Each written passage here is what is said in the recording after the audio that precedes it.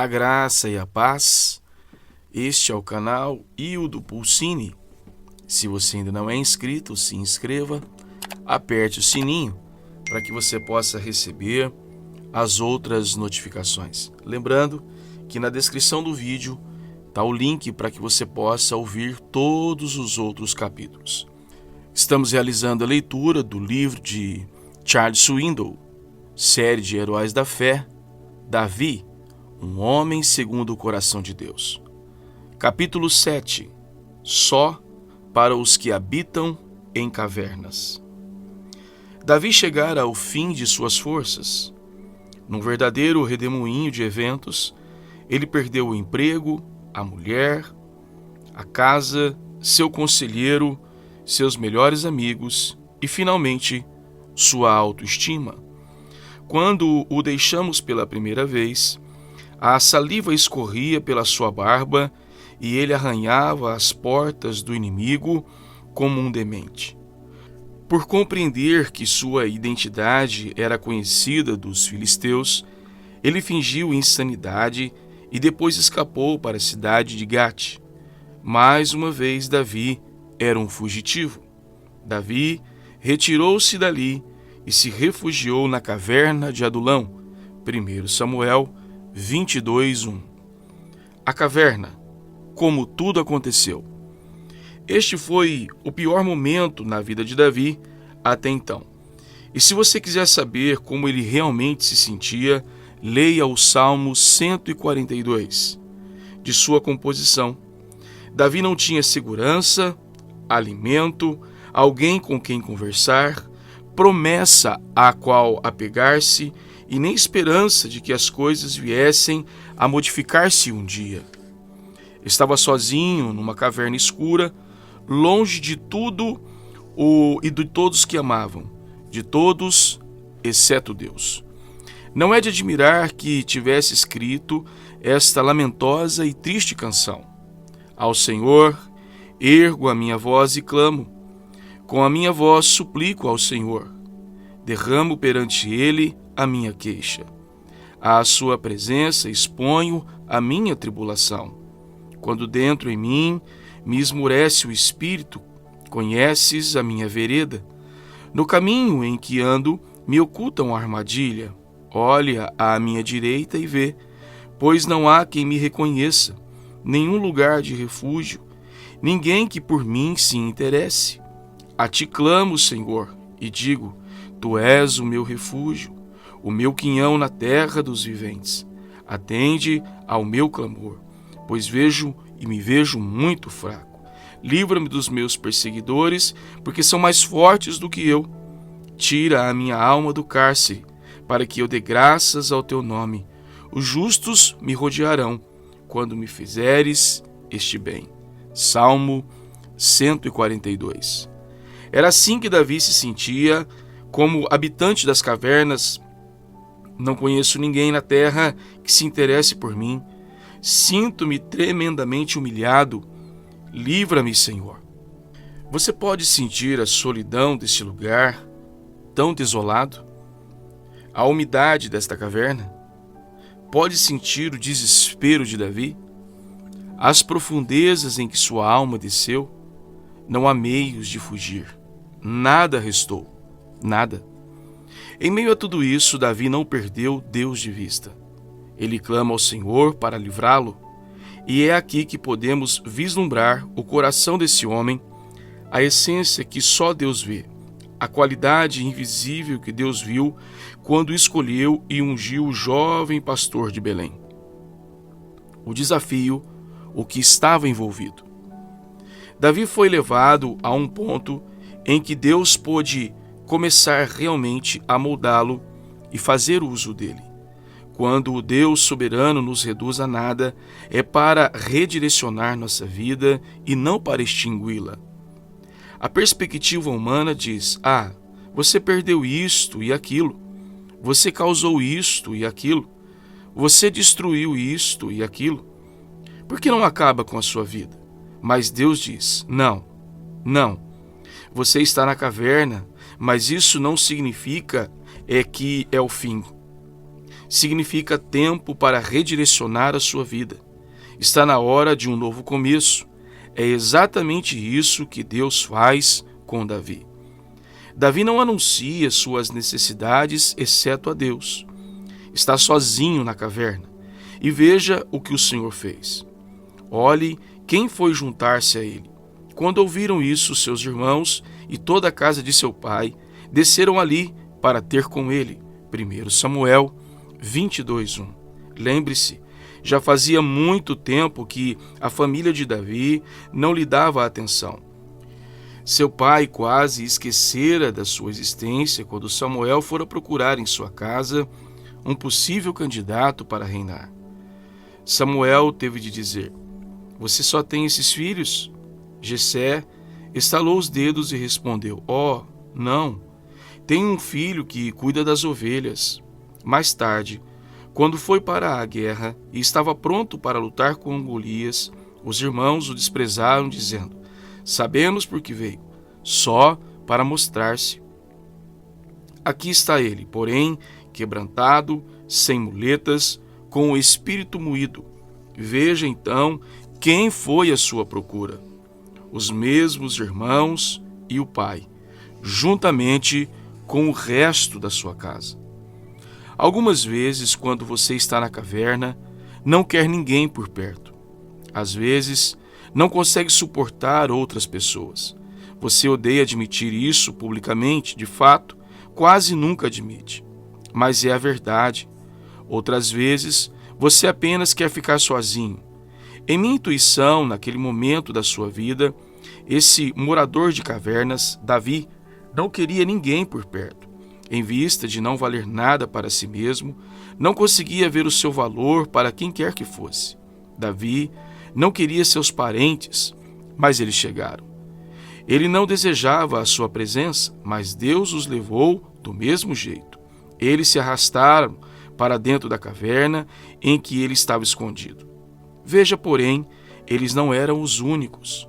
Ajuntaram-se a ele todos os homens que se achavam em aperto, e todo homem endividado, e todos os amargurados de espírito, e ele se fez chefe deles, e era com eles uns 400 homens. 1 Samuel 22:2. Que grupo! Todos que se achavam em aperto se juntaram a ele. O termo hebreu aqui não significa apenas em aperto, dificuldade, mas sob pressão, debaixo de estresse. Havia ali então centenas de pessoas pressionadas. Segundo, todo homem endividado foi para lá. O termo hebraico para isto é nashad, significando tomar dinheiro emprestado a juros, ter vários credores. Aquelas eram então as pessoas que não tinham condições de pagar suas contas. E terceiro, ali estavam todos os amargurados de espírito. No idioma hebraico, ma'ar nefesh significa estar com a alma atormentada, receber maus tratos. Esse grupo também compareceu. O que significa tudo isso? Naquela época, a terra estava sofrendo sobre o reinado de Saul. Ele cobrava impostos excessivos do povo e o maltratava. Era um homem doente, dado a uma depressão intensa. Todos estavam sofrendo as consequências. Alguns não podiam mais suportar. Davi acabou então dentro de uma caverna cheia de descontentes. Pode imaginar isso? Já é bastante desagradável ficar sozinho, sentindo-se como um verme. Mas ver mais de 400 vermes se arrastando para junto de você é realmente incrível. Deus, porém, está trabalhando na situação. Ele está redirecionando a vida de Davi. Claro, o homem se acha na caverna. Ele se sente indigno, sente que foi injuriado e mal interpretado. Essa é a razão de estar na caverna. Antes de poder agir, seus irmãos chegam, assim como o resto da família, e antes dele poder arranjar um lugar para acomodá-los, estranhos de todo tipo começaram a chegar. Não sei como a notícia correu, mas em breve havia cerca de 400 moradores de caverna que o consideravam seu líder. Aquela caverna não era mais o refúgio de Davi. A caverna mal cheirosa, úmida, se tornara um campo de treinamento para os primeiros soldados que formaram o começo do exército que veio mais tarde a ser chamado de os Valentes de Davi. É isso mesmo. Aquele bando heterogêneo se transformaria em seus poderosos homens de guerra e mais tarde, quando subiu ao trono, eles viriam a ser os seus ministros de gabinete. Davi modificou completamente a vida deles e incutiu-lhes ordem, disciplina, caráter e direção. Davi teve de descer derrotado até o fundo do poço, quando não havia outro meio senão olhar para cima. Quando levantou os olhos, Deus estava lá, levando aquele grupo de desconhecidos até ele aos poucos, até que finalmente provaram ser os homens mais corajosos de Israel. Esse foi um ponto crítico na vida de Davi, em que ele tomou a decisão crucial de não voltar atrás. Aceitaria a situação presente e faria o melhor dela. Se tivesse de ser uma caverna, que fosse. Se os que rodeavam precisavam de liderança, ele a supriria. Quem jamais teria imaginado que o próximo rei de Israel estava treinando suas tropas em uma caverna escura, onde ninguém conseguia enxergar nada e ninguém se importava? Que atitude pouco usual de Deus! Todavia, como a planejou com cuidado. Davi tornou-se uma espécie de Robin Hood. Sua floresta de Sherwood era o deserto inóspito da Judéia, com suas montanhas, cavernas e rios profundos. Ele comandou ali um bando de malfeitores porque Deus queria que se tornasse um rei dissidente. Israel jamais veria outro rei como Davi. Já lemos o Salmo 142? Vamos examinar agora dois outros que Davi escreveu, os Salmos 57 e 34. Não sabemos em que ordem ele os escreveu, mas, observando a sua vida, eles parecem ajustar-se nesta ordem de inversa. Salmo 142, quando se achava prostrado em seu momento mais sombrio. Salmo 57, quando estava de joelhos. E, finalmente, o Salmo 34, quando ficou de pé. Note que o Salmo 57 tem o título Hino de Davi, quando fugia de Saul na caverna. A linha descritiva no início de muitos dos salmos contém o nome do autor e o seu contexto. Tem misericórdia de mim, ó Deus, tem misericórdia, pois em ti a minha alma se refugia, à sombra das tuas asas me abrigo, até que passem as calamidades. Clamarei ao Deus Altíssimo, ao Deus que por mim tudo executa. Ele dos céus me envia o seu auxílio e me livra. Versos 1 e 3. Nesse ponto, Davi está de joelhos. Ele continua deprimido, mas pelo menos olha para o alto. Não se acha mais olhando para dentro de si. Depois, ele diz: acha-se a minha alma entre leões, ávidos de devorar os filhos dos homens. Lanças e flechas são os seus dentes, espada afiada é a sua língua. Verso 4. Isto parece ter sido escrito quando os estranhos começaram a encher a caverna. Se você já trabalhou alguma vez com descontentes, sabe que isto é verdade. Eles são um grupo de pessoas mal agradecidas, rudes, insensíveis, tão ocupadas com suas próprias necessidades que não dão atenção às dos outros. Davi diz então a Deus: "Se exaltado, ó Deus, acima dos céus, e em toda a terra esplenda a tua glória.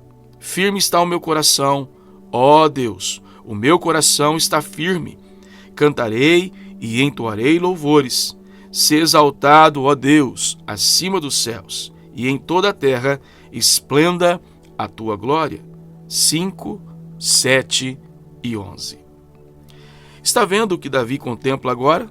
Se exaltado, ó Deus. No Salmo 142, ele declara: estou na caverna, estou no fim, não há ninguém à direita ou à esquerda, ninguém se importa comigo. Agora, no Salmo 57, ele diz: se gracioso para mim, Deus, Estou exausto, ultrapassei os meus limites, entrego a ti as minhas necessidades. Ele está proclamando a sua declaração de dependência. Veja agora o Salmo 34, o qual, segundo creio, é o terceiro salmo que ele escreveu enquanto se encontrava na caverna. Que diferença! Quanta transformação em Davi! Ele diz: bendirei ao Senhor em todo o tempo. O seu louvor estará sempre nos meus lábios. Verso 1. Ficamos sabendo mais tarde que os homens de Davi tornaram-se exímios no uso da espada, do arco e flecha. Eles haviam evidentemente praticado. Aprenderam a como se comportar nas batalhas, a manter a disciplina nas fileiras. Esses homens podem ter sido malfeitores, mas estão a caminho de se tornar hábeis caçadores e guerreiros corajosos. Davi, ao ver os seus homens em marcha, usando a espada, a lança e o arco com habilidade, disse a eles: engrandecei o Senhor comigo, e todos a um lhes exaltemos o nome.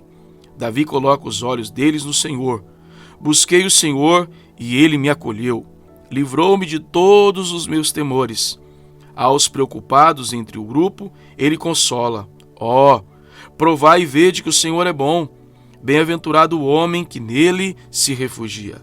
Aos que têm dívidas, ele diz: temei ao Senhor, vós, os seus santos, pois nada falta aos que o temem.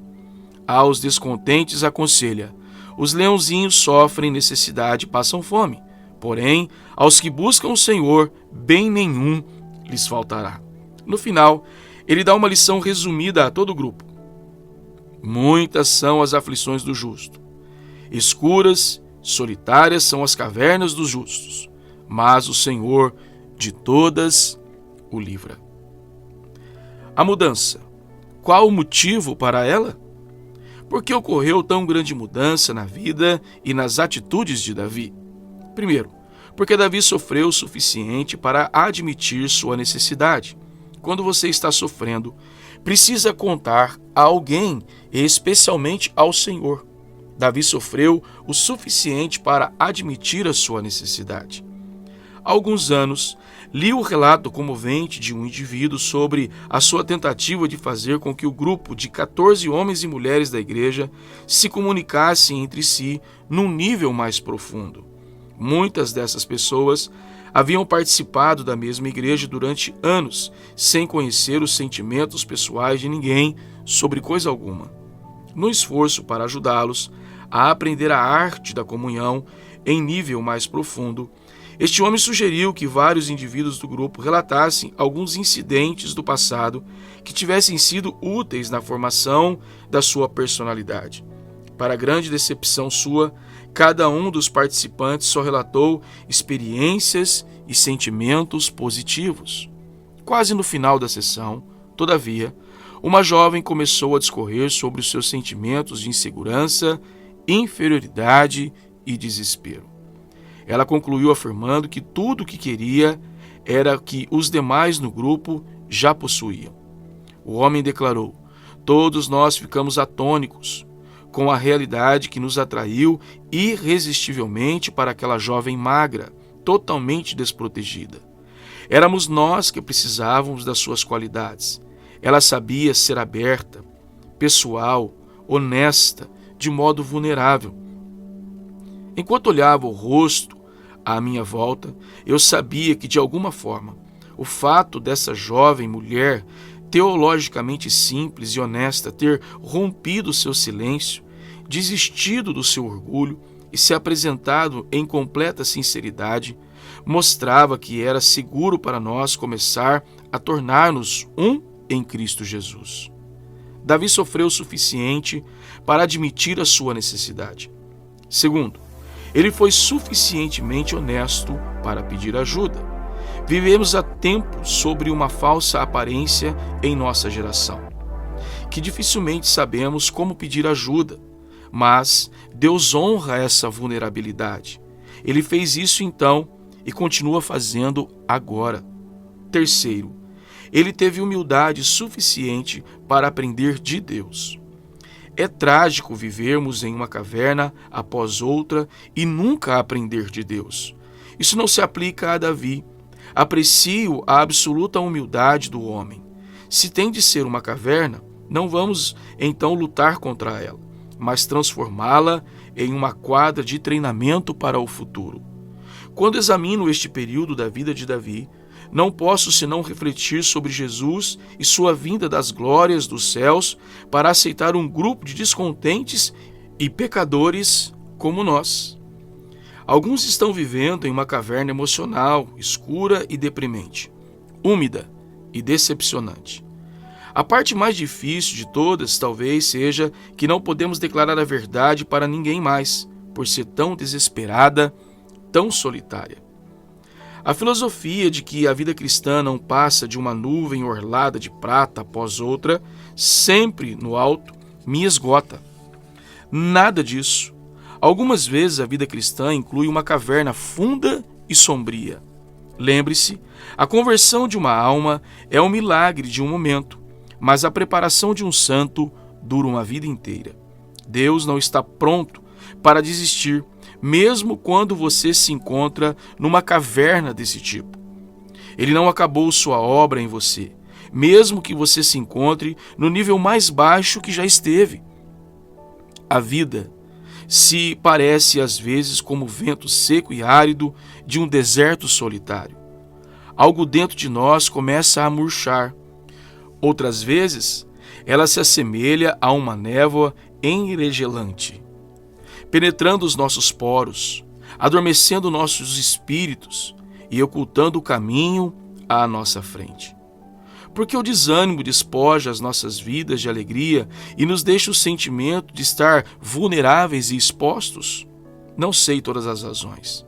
Não sei sequer se a maioria das razões, mas sei uma razão. Não temos um refúgio. Pense nisso. Os refúgios estão escassos hoje. Todavia, todos nós precisamos de um ponto para ancorar quando nos sentimos abatidos ou batidos pelos intempéries e perseguidos pelas tempestades. Tenho um velho amigo da Marinha norte-americana que se tornou cristão há vários anos, depois de aposentar-se. Quando as notícias da sua conversão chegaram até mim, fiquei imensamente surpreso, chocado, seria um termo melhor. Ele era um daqueles tipos que você nunca pensaria que pudesse ter qualquer interesse em coisas espirituais. Praguejava em voz alta, bebia muito, era briguento, assediava as mulheres, gostava de armas e odiava os serviços da capela. Na opinião do sargento instrutor, ele daria um grande fuzileiro. Mas e Deus? Bem, em termos brandos, ele e Deus não estavam se falando naqueles tempos em que fomos colegas. De repente, então, nos encontramos outra vez. Quando a conversa tocou na sua salvação, ele franziu a testa, olhou direto em meus olhos, colocou a mão em meu ombro e admitiu: Chuck, a única saudade que sinto é daquele velho grupo e das nossas reuniões gostosas no bar da base. Ficávamos ali sentados, rindo, contando histórias, tomando algumas cervejas, disse ele. Nós abrimos mesmo o coração. Era estupendo. Fez então uma pausa. Não encontrei nada para substituir aquele tempo agradável que passávamos juntos. Não tenho ninguém para ouvir meus problemas, disse ele. Alguém que me abrace e diga que ainda presto para alguma coisa. Meu estômago doeu quando ouvi isso. Nem por estar chocado, mas porque tive de concordar. O homem precisava de um refúgio, alguém que lhe desse atenção. Esse incidente me fez lembrar de algo que li há anos. O bar da esquina é provavelmente o melhor substituto falso que existe para a comunhão que Cristo quer dar à sua igreja. É uma imitação, distribuindo bebida em vez de graça, fuga em lugar de realidade, mas é uma confraternização permissiva, que aceita praticamente qualquer um. É a prova de choques. É democrática. Você pode contar segredo às pessoas e elas, no geral, não passam adiante as suas confidências e nem desejam fazê-lo. O bar não prospera por quase todos serem beberrões, mas porque Deus colocou no coração humano o desejo de conhecer e ser conhecido, de amar e ser amado. E muitos buscam uma falsidade às custas de alguns goles. Creio de todo o coração que Cristo quer que a sua igreja seja uma comunidade em que as pessoas possam entrar e tenham a liberdade de dizer: estou ferrado, fracassei, não aguento mais. Vou ser agora penosamente específico com você. Para onde você se volta quando o seu mundo desmorona? Ou quando enfrenta um problema embaraçoso ou até escandaloso? Você acaba de descobrir que seu filho é homossexual ativo. Para onde vai? Seu cônjuge está falando de separação ou divórcio. Sua filha fugiu pela 4ª vez e você teme que esteja grávida. E quando perdeu o emprego por sua própria culpa, ou quando está num buraco financeiro? Para onde vai quando um de seus pais é alcoólatra? Ou descobre que sua mulher está tendo um caso? Para quem pede ajuda quando for reprovado no exame de admissão ou estragou a entrevista de emprego? Para quem pede ajuda quando é preso por ter cometido uma infração? Você precisa de um refúgio, alguém que ouça, que compreenda. Você precisa de uma caverna para se esconder. Mas para quem se volta quando não há ninguém a quem contar suas dificuldades? Onde encontra coragem? Davi estava nessa situação. Ele se voltou para o Deus vivo e descobriu nele um lugar para descansar e recuperar-se. Encurralado, ferido pela adversidade, lutando com o desânimo e o desespero, ele escreveu essas palavras em seu diário de lamentos: Em ti, Senhor, me refugio. Salmo 31, 1. Quase sem forças e com o espírito quebrantado, Davi implora por um refúgio. O termo hebraico indica um lugar protetor, seguro e secreto. Ele diz ao Senhor que ele, Deus, Jeová, se tornou seu refúgio. Nele, o homem aflito encontrou ânimo. Agora, uma pergunta importante e final: por que temos necessidades de um refúgio? Enquanto leio outro Salmo 31, descubro pelo menos 3 respostas a essa pergunta. Primeiro, precisamos de um refúgio porque estamos aflitos e sofrendo. Você já conhece esses sentimentos, não é? Seus olhos ficam vermelhos de tanto chorar. O peso do sofrimento o esmaga. A depressão, essa serpente do desespero, se esgueira silenciosamente pela porta traseira da alma. É então que precisamos de um refúgio. Necessitamos de um refúgio porque somos pecadores e a culpa nos acusa. Há muito sofrimento envolvido nessas palavras. Embaraço, sentimentos do tipo: foi minha culpa. Que palavras duras de admitir: sou culpado. Aflito e perseguido pela tristeza auto-infligida, procuramos desesperadamente um lugar onde ocultar-nos. O golpe mais devastador de todos talvez seja o desfecho por outros. Isso me leva à terceira razão para desejarmos um refúgio. Necessitamos de um refúgio porque estamos cercados por adversários e as incompreensões nos atacam. Torturados pelas murmurações de outros, nos sentimos como um rato ferido e sangrando nas garras de um gato faminto. Imaginar o que as pessoas estão dizendo é mais do que podemos suportar. As maledicências dão um empurrão final enquanto lutamos para sobreviver à beira do desespero. Os que estão desanimados não precisam de críticos. Eles já sofrem o suficiente. Não precisam de mais culpa ou aflição. A necessidade é de encorajamento. Numa palavra, precisam de um refúgio, um lugar onde se esconder e sarar.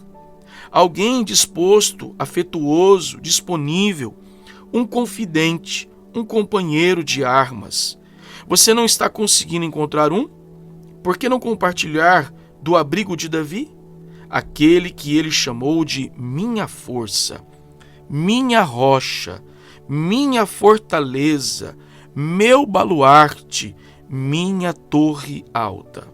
Nós o conhecemos hoje por outro nome, Jesus. Ele continua disponível até para os moradores de cavernas, pessoas solitárias que precisam de alguém que se interesse por elas. Com a graça de Deus, concluímos aqui o capítulo de número 7 deste livro abençoado, que tem ministrado cura aos nossos corações. Livro de Charles Swindoll, série de Heróis da Fé. Davi, um homem segundo o coração de Deus. Este é o canal Hildo Pulcini. Se você ainda não é inscrito, se inscreva, aperte o sininho para que você possa receber as outras notificações e compartilhe. Seja uma bênção na vida de outros. Que Deus te abençoe.